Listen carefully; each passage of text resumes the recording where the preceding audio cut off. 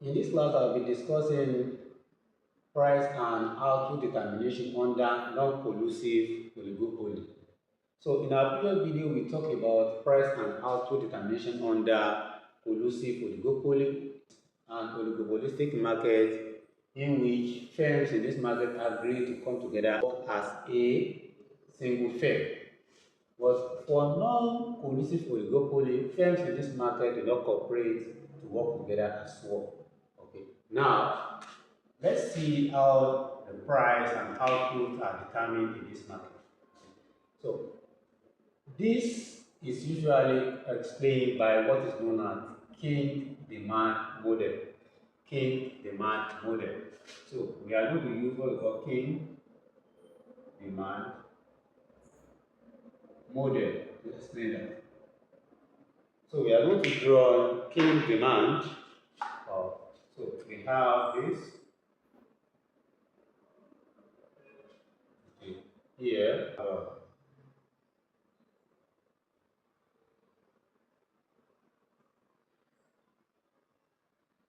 When I'm drawing it,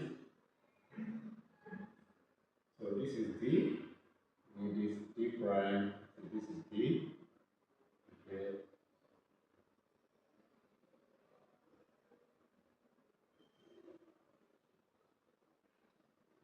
Let's say this is, let me call it P1, P2, and P3. And the corresponding output here, let me call it Q1. This is output Q2, and this is output Q3. So now, in king demand model, we want to see how firms in a non-collusive oligopoly behave. Now, here, the demand curve in a non-collusive oligopoly is divided into two regions. So the first region is from D to B. So, and this region is the region of elastic demand. Elastic demand region. That the demand curve here is elastic. And the other region is BD prime. That's inelastic region. Elastic demand region. Okay, take note of that. Okay. Now, and P2 here is the prevailing price in the market. Okay, because they are not working together, they are determining the price in the market, okay, based on their marginal cost and marginal revenue individually. But the prevailing market, the particular market that prevails the market, that is common in the market, okay, also is P2. Okay, think of P2 as the prevailing price in the market. Okay, now if the prevailing price in the market is P2, so prevailing price is P2. Okay, meaning that any firm that sells at P2 will be able to sell the quantity Q2. Okay, we're going to sell what? The quantity Q2. So don't forget this is what? Sales. Okay, now, yes. But now, let's assume that one firm in this market, because they are not cooperating, one firm in this market try to increase the price from P2 to P3. Okay. If any of these firms try to increase the price from P2 to P3, because from P2 to P3, the demand curve is elastic in that region. So the firm is going, that firm is going to lose some of its customers to other firms in the market.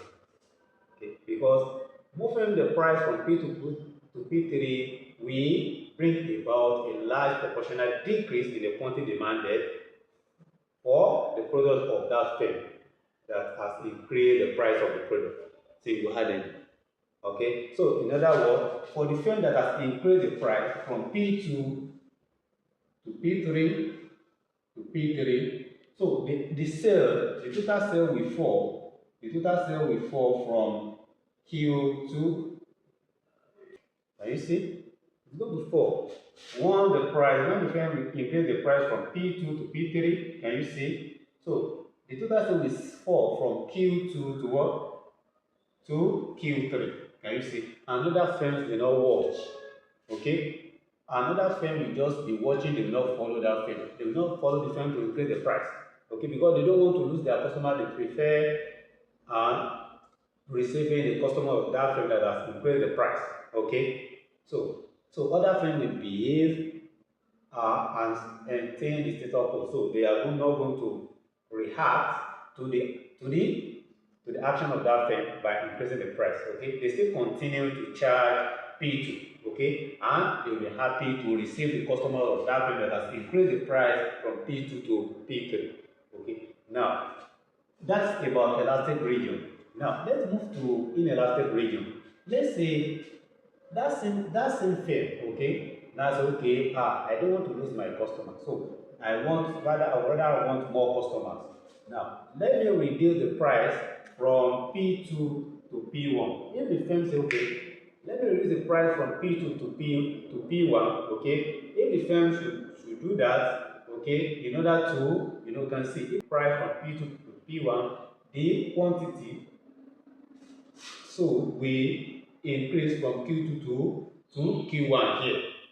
Okay, it's going to increase to, so because we want to have more say, is it okay, let me reduce the price from P2 to P1. Okay, other firms will not watch. They will say, we don't want to lose our customers. They are also going to follow that firm to reduce the price. And because of that, because they follow the firm to reduce the price, so they are not going to lose their customers to the firm. Okay, so the bottom line is that in a non-collusive oligopoly, if a firm increases the price in the market, other firms will not increase their price, and if a firm should reduce the price, other firms will reduce their price. Why?